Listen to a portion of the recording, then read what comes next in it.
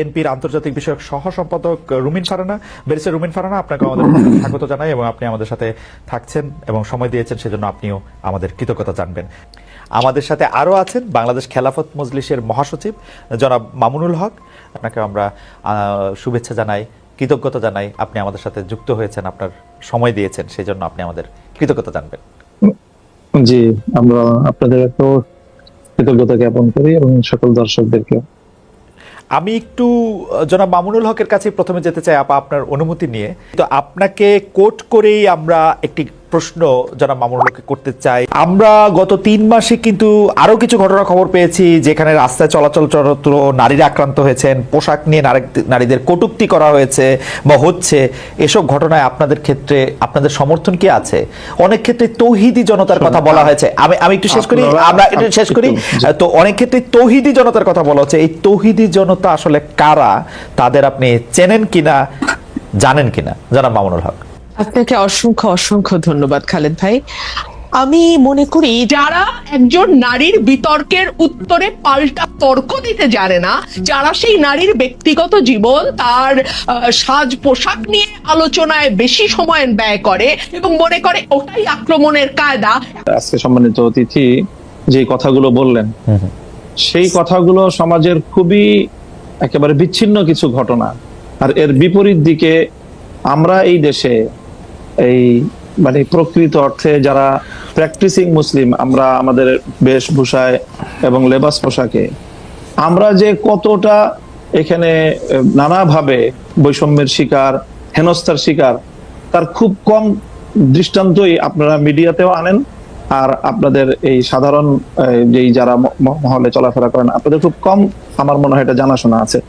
এই যে কালী পূজার যে দৃষ্টান্ত উনি আনলেন, আমি যদি এর বিপরীতে দৃষ্টান্ত আনি যে বাংলাদেশের বুয়েটের মতো একটা শিক্ষা প্রতিষ্ঠানে, সেখানে সব ধরনের গান বাদ্য ইত্যাদির অনুষ্ঠানগুলো দেদারসে হচ্ছে, কখনোই সেখানে এটা নিয়ে কোনো সময় পারমিশনের ক্ষেত্রে কোনো বিধিনিষেধ হচ্ছে না, অথচ তারা একটা কোরআনের তাফসিরের আলোচনা করতে গিয়ে অনুমতি চেয়েছিলেন। রাসূল সাল্লাল্লাহু আলাইহি ওয়াসাল্লামের জীবনী আলোচনার মতো খুব একটা সাধারণ মানের ধর্মীয় অনুষ্ঠান আয়োজন করা পারমিশন চেয়েও বুয়েটের কর্তৃপক্ষের কাছ থেকে সেই অনুমোদনটা পাননি। এটা সকল মিডিয়াতে এসেছে। ঢাকা বিশ্ববিদ্যালয়ের কথা যদি বলি, এই ঢাকা বিশ্ববিদ্যালয়ে আপনারা কত বছর, কত যুগ পর্যন্ত ইসলামের নামে কোনো ছাত্র সংগঠনকে আপনারা একটা প্রোগ্রাম করতে দেয় নাই, অথচ সেখানে অন্য সব ধরনের ছাত্র সংগঠনগুলো তারা কার্যক্রম পরিচালনা করছে। কমিউনিজমের মতাদর্শের যারা, তারা করতে পারবে, অন্যান্য তারা করতে পারবে। শুধু ইসলামী ছাত্র সংগঠনের নাম নেওয়া হলেই ঢাকা বিশ্ববিদ্যালয় তাদেরকে অচ্ছুত হিসেবে সাব্যস্ত করে রাখা হয়েছিল। এই বিষয়ে তো কোনোদিন ওনারা কথা বলেন। জনাব মামুনুল হক, একটু জানতে চাইছি যে ইসলামের নাম নিয়ে কোনো প্রোগ্রাম ঢাকা বিশ্ববিদ্যালয় হয় না, কিন্তু অন্য কোনো ধর্মীয় আলোচনার বা কোনো এরকম কোনো প্রোগ্রাম কি হয়েছে? মানে আসলে তো ইসলাম নিয়ে অনেক ধরনের প্রোগ্রাম ঢাকা বিশ্ববিদ্যালয়ে হয়েছে, সেটা আমিও জানি, ইসলামের নিয়ে অনেক কিছু হয়েছে। ব্যাপকভাবে দেখেন, প্রায় প্রতিটি হলেই খুব সুন্দরভাবে ব্যাপকভাবে সেখানে হিন্দু ধর্মাবলম্বী সংখ্যা কত সেটারও কোনো হিসাব করা হয় না। তাদেরকে নির্বিঘ্নে হলের মধ্যে জাঁকজমকপূর্ণভাবে তারা পূজার আয়োজন করছে। আমি জনাব মামুনুল হক ঢাকা বিশ্ববিদ্যালয়ের ব্যাপারটা একটু বলি। আমি একটু ঢাকা বিশ্ববিদ্যালয়ে তখন সেখানে অনুমোদন পাওয়া যায়। আমি ঢাকা বিশ্ববিদ্যালয়ের কথাটা একটু বলি। ঢাকা বিশ্ববিদ্যালয় আরবি, ইসলামের ইতিহাস ও সংস্কৃতি, ইসলামিক স্টাডিজ যেটা ইসলামী শিক্ষা সহ, ফার্সি সহ এবং আরো বেশ কিছু জায়গায় নিয়মিত এই ডিপার্টমেন্টগুলিতে নিয়মিত কোরআনের তাফসির, কোরআনের গল্প, কোরআনের থেকে বিভিন্ন উদাহরণ, হাদিসের বিভিন্ন রকম কথা, এগুলি নিয়ে নিয়মিত সেমিনারের আয়োজন করা হয়। নিয়মিত কিন্তু এগুলি করা হয় একাডেমিক কার্যক্রমের অংশ হিসেবে, এবং সেইটা শুধু একাডেমিক কার্যক্রমের অংশ হিসাবে না, মানে সেইটা যে সিনেট হল এর মধ্যেও অনেক সময় সেটা হয়ে আসছে, হবে, মানে সেটাতে কোনো, কিন্তু আপনি বলছেন যে এটা হয় না। আমরা ঢাকা বিশ্ববিদ্যালয়ের আমি ঢাকা বিশ্ববিদ্যালয়ের একজন অধ্যাপককে জানতে চাই, ঢাকা বিশ্ববিদ্যালয়ের অধ্যাপককে একজন বলতে চাই, ঠিক একইভাবে যে কালী পূজার যে ঘটনা ম্যাডাম বললেন, সেটাও অবশ্যই ঘটনা সম্পর্কে তো আমরা বিস্তারিত জানি না, হয়তো কোনো ছাত্র বিচ্ছিন্ন হবে সেই ধরনের কিছু করে থাকতে পারে। সেটাকে হিন্দু ধর্মাবলম্বীদের বিরুদ্ধে একটা অভিযান বা একটা ভূমিকা হিসাবে চিহ্নিত করার কোনো মানে আমাদের কাছে তো প্রমাণ। আচ্ছা, আমরা একটু ম্যাডামের কাছে প্রকৃত অর্থে যারা দাড়ি টুপিওয়ালা মুসলমান হিসাবে ইসলাম ধর্মকে তারা সকল ক্ষেত্রে প্র্যাকটিস করতে চায়, বিশেষ করে রাজনৈতিক ক্ষেত্রে যারা আমরা ইসলামকে প্র্যাকটিস করতে চাই, আমরাই হলাম প্রকৃত অর্থে বাংলাদেশে আসলে সংখ্যালঘু, এবং আমরাই সবচেয়ে বেশি বৈষম্য এবং নানা ধরনের অত্যাচার এবং নিপীড়নের শিকার। এবং আমাদের এই নিপীড়নের বিরুদ্ধে কখনোই সমাজের এই যে সাধারণ শিক্ষা ব্যবস্থার যারা শিক্ষক মহোদয় আছেন বা অন্যান্য আপনাদেরও খুব একটা সোচ্চার কখনো আমরা পাই। আচ্ছা, আমরা এটা অধ্যাপক মাহবুবকে জানতে চাইবো। আমি একটু আপনার কাছ থেকে এটা জানতে চাই যে ধরেন বাংলাদেশে আপনি যে ধরনের রাষ্ট্র ব্যবস্থা কায়েম করতে চাচ্ছেন, ধরেন যে খিলাফা, সেই খিলাফা আসলো, তাহলে কি আপনারা এই যে ধরেন কালী পূজার কথা বলা হলো সেগুলি বন্ধ করে দিবেন? যে না, রমনায় বা বন্ধ হবে কেন, সেগুলি করতে দিবেন? সেগুলি করতে দিবেন। প্রত্যেক ধর্মাবলম্বীর যার যার ধর্মীয় রীতি অনুযায়ী তার সে ধর্মীয় স্বাধীনতা ভোগ করবে, তার জানমালের নিরাপত্তার যে বিষয়গুলো আছে ইসলামী রাষ্ট্র ব্যবস্থা, ইসলামী রাজনৈতিক যে বন্দোবস্ত, সেখানে অন্য ধর্মাবলম্বীদের ধর্ম পালনের শুধু স্বাধীনতা নয় বরং নিরাপত্তা নিশ্চিত করা হয়েছে, এবং সেই নিরাপত্তা অবশ্যই বাস্তবায়ন করা হবে। তাদেরকে কি জিজিয়া কর দিতে হবে? এখন আমি প্রথমেই কথা বলি যে আমরা মুসলিম কি অমুসলিম। যদি আমি মুসলিম হয়ে থাকি তাহলে আমাকে অবশ্যই কোরআনের প্রত্যেকটা আইনকে বিশ্বাস করতে হবে, মানতে হবে। আমরা আপনাদের কাছে পাল্টা প্রশ্ন করি খালেদ মহিউদ্দিন সাহেবকে এবং আজকে আমার অতিথিকে, যে আমরা এজ এ মুসলিম আমরা কোরআনের প্রত্যেকটা বিধানকে শ্রদ্ধা করি কিনা এবং প্রত্যেকটা বিধান আল্লাহর পক্ষ থেকে প্রদত্ত সেই হিসাবে আমি বিশ্বাস এবং মানি কিনা, সেটা বলেন আপনারা। আচ্ছা, আমি প্রশ্ন উত্তর দিচ্ছি, আপা নিশ্চয়ই আমার থেকে দিবেন, আপা উত্তর দিবেন। আমি শুধু প্রশ্নটা করি যে আমরা কি কোরআনের বিধানটার প্রতি শ্রদ্ধা করি কেবলমাত্র আমি মুসলমান সেইটা বড় হওয়ার জন্য, নাকি আপা আরেকটা কথা বিভিন্ন জায়গায় বলে থাকেন, আমার হারাম হালাল জ্ঞান, আমার ঘুষ সুদ জ্ঞান, আমার অন্যায় অত্যাচার জ্ঞান, আমার বিভিন্নভাবে বিভিন্ন মানুষের যেটাকে আমানতরে খেয়ানত করার জ্ঞান, সেটাও আমরা মানি? আমি তো দেখি বাংলাদেশে বাংলাদেশ 90 ভাগ মুসলমানের দেশ, আমি দেখি 90 ভাগ মুসলমানের মধ্যে 90 ভাগ ধর্মীয় সেই বিশ্বাসটাকে আপনি প্র্যাকটিস করার বিষয়। যদি আপনি ধর্মীয় যে বিশ্বাস সেটাকে যদি আপনি অ্যাকসেপ্ট করেন, দেন তখন আপনি মুমিন না, আমি এবং যদি আপনি সেটাকে প্র্যাকটিস করেন তারপর আপনি সে ভালো আমল হলো আপনার উন্নত মুসলিম হলেন। জনাব মামুনুল হকের কাছে প্রশ্ন রেখেছিলাম যে ইসলামের দৃষ্টিতে আসলে কোনটা বেশি গুরুত্বপূর্ণ, বাহ্যিক বাহ্যিকভাবে তার পোশাক আশাকের পাশাপাশি ঘুষ দুর্নীতি সুদকে আমরা আসলে বর্জন করছি কিনা, যেগুলিকে আমরা আসলে ফান্ডামেন্টাল ধরে আসছি, সেটা ক্ষেত্রে আপনার কি মতামত, এবং সোশ্যাল মিডিয়ায় যাদেরকে আমরা ইসলামী বক্তা বলে থাকি তাদের কিছু বক্তব্য এরকম তুলনা করা হচ্ছে যারা একসময় ক্ষুদ্র ঋণ নিয়ে সুদ নিয়ে ডক্টর মোহাম্মদ ইউনূসের সমালোচনা করেছিলেন, তারা আবার তার প্রশংসা করছেন। বক্তাদের একটি অংশ কি বাতাস বুঝে বক্তব্য দিচ্ছেন কিনা, এবং আপনারা যে ইসলামকে যেটিকে আসলে পলিটিক্যাল ইসলাম বেশি করে বলা হচ্ছে যেটা, এবং যেই কারণে বাংলাদেশে ইসলামী দলগুলির মধ্যে অনেক বিভাজন দেখা যাচ্ছে, মানে কেউ হয়তো ইসলাম বিশ্বাস করছেন এবং জোর দিয়ে বলছেন যে জনাব মামুনুল হক যেগুলি বলছেন সেগুলি ইসলাম না, আরেকজন বলছেন যে ওইটা যারা বলছেন তারা কাফের। ওই পুরো ব্যাপারটা ধরে যদি একটু আলোচনা করেন যে আসলে কোনটা বেশি গুরুত্বপূর্ণ, কোনটাকে আমরা ফান্ডামেন্টাল ধরবো, জনাব মামুনুল হক। আসলে অনেকগুলো মানে এখন বিষয় আমার সামনে আলোচনার জন্য, সময় কতটুকু পাবো আমি জানি না। মিসেস মাহবুব সাহেব তো উনি বললেন যে ওনাকে মনে হয় সময় কম দেয়া হচ্ছে। আমি আসলে শুরুতেই বলেছিলাম যে আসলে বিতর্কের আলোকে আমি কথাগুলো বলতে চাইনি।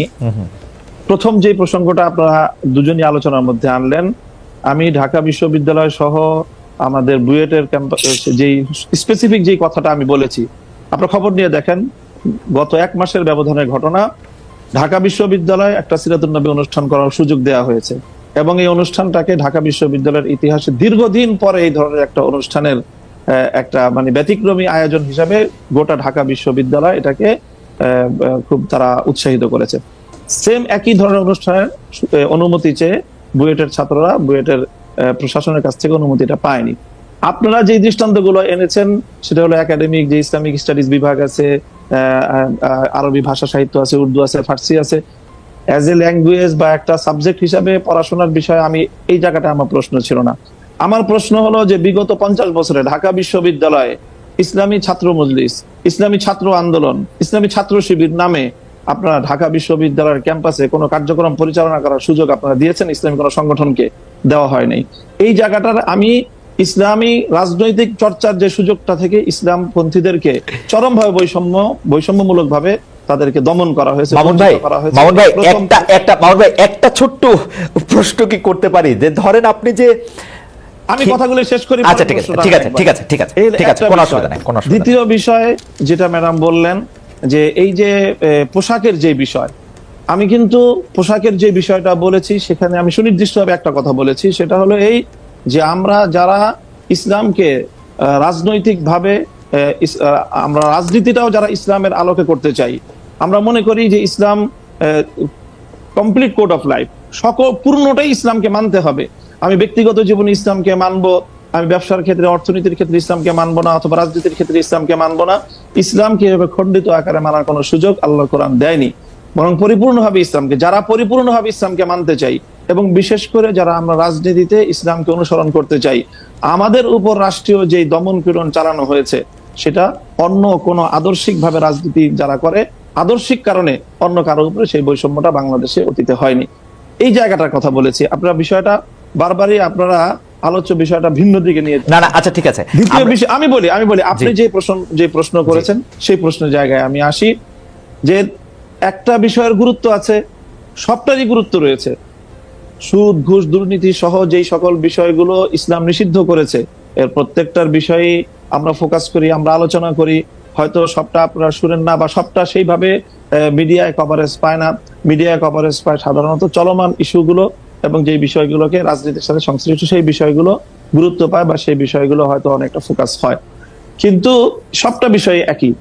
সর্বশেষ আপনি যে কথাটা এনেছেন, এই যে ক্ষুদ্র ঋণ এবং সুদ ব্যবস্থা এবং ডক্টর ইউনূস সাহেবের সাথে বর্তমান সময়ে তার যে প্রশংসামূলক কিছু কথাবার্তা, দেখেন এখনো আমরা বলি যে সুদ ইসলামের দৃষ্টিতে জঘন্যতম একটা অপরাধ এবং নিষিদ্ধ একটা বিষয়। কাজেই সেটা ক্ষুদ্র হোক আর বৃহৎ আকারে হোক, ক্ষুদ্র ঋণের মাধ্যমে যে কাজটা হয়েছে সেটা হলো সমাজের তৃণমূল পর্যায় পর্যন্ত সুদ ব্যবস্থাটাকে পৌঁছে দেওয়া হয়েছে। সেই জায়গাটা থেকে আমরা অতীতেও সমালোচনা করেছি, আজও ডক্টর ইউনূস সাহেবের সমালোচনা করছি, ভবিষ্যতেও আমরা সেই জায়গা থেকে, ইসলামের জায়গা থেকে, যদি আমি মুসলিম হয়ে থাকি আমাকে সেই সুদ ব্যবস্থার বিরুদ্ধে আমাকে কথা বলতেই হবে। সুদ ব্যবস্থার প্রবর্তক হিসাবে এবং ক্ষুদ্র ঋণের মাধ্যমে সুদকে তৃণমূল পর্যায়ে পর্যন্ত পৌঁছে দেওয়ার জন্য আমরা ডক্টর ইউনূস সাহেবের সমালোচনা ভবিষ্যতেও করব। তবে তিনি একটা জায়গায় ভুল করেন, একটা জায়গায় সমালোচনার পাত্র, তাই বলে ওনার সব কাজই যে সমালোচনার যোগ্য সেটা নয়। তিনি দেশের অন্যান্য ক্ষেত্রে একটা দেশকে সামনের দিকে অগ্রসর করার ক্ষেত্রে এবং দেশের বর্তমান সংকট নেতৃত্ব দিতে পারছেন। আমি একটু প্রশ্নটা করি যে আপনি ইসলাম নিয়ে যারা রাজনীতি করছেন তাদের পরিপূর্ণ রাজনীতি, কিন্তু আপনি ধরে নেন যে আমরা সাধারণ বাংলাদেশের মানুষ আমরা ফলো করতে চাই আপনাদের আলেমদের, কিন্তু আমরা তো স্পষ্ট দেখতে পাচ্ছি যে আপনারা ঈদে মিলাদুন্নবী করবেন কি করবেন না সেটা নিয়ে দুই পক্ষ, তিন পক্ষ, বহু পক্ষ, 100 পক্ষ দাঁড়িয়ে গেছে। আমি শেষ করি, এটি নামাজ কিভাবে পড়া হবে কি পড়া হবে না সেটি আপনারা আসল ইসলাম নাকি চরমনাই আসল ইসলাম, আসল ইসলাম কি আসলে আটরশি, আসল ইসলাম কি আসলে মাওলানা রাজ্জাক সাহেব, এইটা নিয়ে তর্ক ছাড়া তো আমি আর কোনো কিছু দেখি না। আরেকটা প্রশ্ন আমাদেরকে আপনার জন্য করেছেন, উনিও একজন আলেম, উনি বলেছেন যে খ্রিস্টান শাসন বলতে কি বোঝাচ্ছেন, তারা কি বাইবেল অনুসারে শাসন করছেন, এখন আমেরিকা ইউরোপ যে শাসনে চলছে সেটা খ্রিস্টান ধর্মীয় শাসন কিনা, সৌদি আরবে যা চলছে তা ইসলামী শাসন কিনা, সৌদি আরবে ছাত্র সংগঠন করার অনুমতি রয়েছে কিনা। আমি আপনার কাছ থেকে একটু খুবই ক্ষমা চেয়ে নিয়ে 2 মিনিটে একটু শেষ করতে বলছি, আমার একটু টাইম কনস্ট্রেইন আছে। প্রথম প্রশ্নটা আবার বলেন তো একটু। প্রথম প্রশ্নটা হচ্ছে যে আপনি পরিপূর্ণ ইসলাম বলছেন কিন্তু সাংঘর্ষিক, এই যে আপনি ঈদে মিলাদুন্নবী সহ যে সকল মতবিরোধপূর্ণ যে বিষয়গুলি আপনি প্রশ্ন তুললেন, দেখেন আমাদের মতবিরোধপূর্ণ বিষয় খুবই গৌণ। মৌলিক কোন বিষয়ে আমাদের মধ্যে ইসলামিক যারা বিভিন্ন স্কুল অফ থট যারা আমরা ফলো করে থাকি, আমাদের মধ্যে কোনো দ্বিমত নেই। 5 ওয়াক্ত নামাজ এই বিষয়ে কেউ দ্বিমত করেছে, রমজান মাসে 30টা রোজা রাখতে হবে এই বিষয়ে কেউ দ্বিমত করেছে, প্রত্যেকটা মুসলমানের উপর সামর্থ্য থাকলে একবার হজ করা ফরজ কেউ দ্বিমত করেছে, প্রত্যেকটা যারা নাকি সামর্থ্যবান তাদেরকে যাকাত দিতে হবে এই বিষয়ে দ্বিমত করেছে, এবং ফজরের নামাজ 2 রাকাত, জোহরের নামাজ 4 রাকাত, আসরের নামাজ 4 রাকাত, মাগরিবের নামাজ 3 রাকাত, এশার নামাজ 4 রাকাত, এই বিষয়ে আজ পর্যন্ত কাউকে আপনি দ্বিমত পেয়েছেন? খুবই শাখাগত কিছু বিষয়ে দ্বিমত রয়েছে মুসলমানদের মধ্যে এবং সেই বিষয়গুলো আলোচনার মধ্যে আসে এবং সেটা প্রত্যেকটা মতাদর্শের মধ্যে যখনই আপনি আলোচনা, জ্ঞানগত আলোচনা হবে তখন সেই দ্বিমতগুলি আসবে সেখানে। সেই বিষয়গুলি তো এটার সাথে আপনি এখানে আলোচনার মধ্যে এই প্রসঙ্গগুলি আনার কোনো প্রয়োজন নেই। ওকে, দ্বিতীয় যে প্রশ্ন আপনি করেছেন সেটা হলো যে খ্রিস্টান শাসন বলতে আমি বুঝিয়েছি এখনকার যে শাসন, পশ্চিমা বিশ্বের শাসনকে বলছি 500 বছর ধরে। এর আগ পর্যন্ত আমি যেটা বলেছি যে যে পশ্চিমা বিশ্বের এই সেকুলার রাষ্ট্র ব্যবস্থা বা রাজনৈতিক এই যে গির্জা বিপরীত যে রাষ্ট্র ব্যবস্থা পশ্চিমা বিশ্ব অনুসরণ করছে, এর আগ পর্যন্ত তাদের যে শাসন ব্যবস্থা ছিল সেটা খ্রিস্ট শাসন ব্যবস্থা ছিল। আমি সেখানে বলেছি যে সেই খ্রিস্ট ব্যবস্থায় ব্যাপকভাবে খ্রিস্ট রাষ্ট্রগুলো কর্তৃক ইহুদিরা নিগৃহীত হয়েছে এবং সেই সময়টা ইহুদিরা মুসলমানদের প্রোটেকশনে তারা থেকেছে। ওই জায়গাটা আমি বলেছি।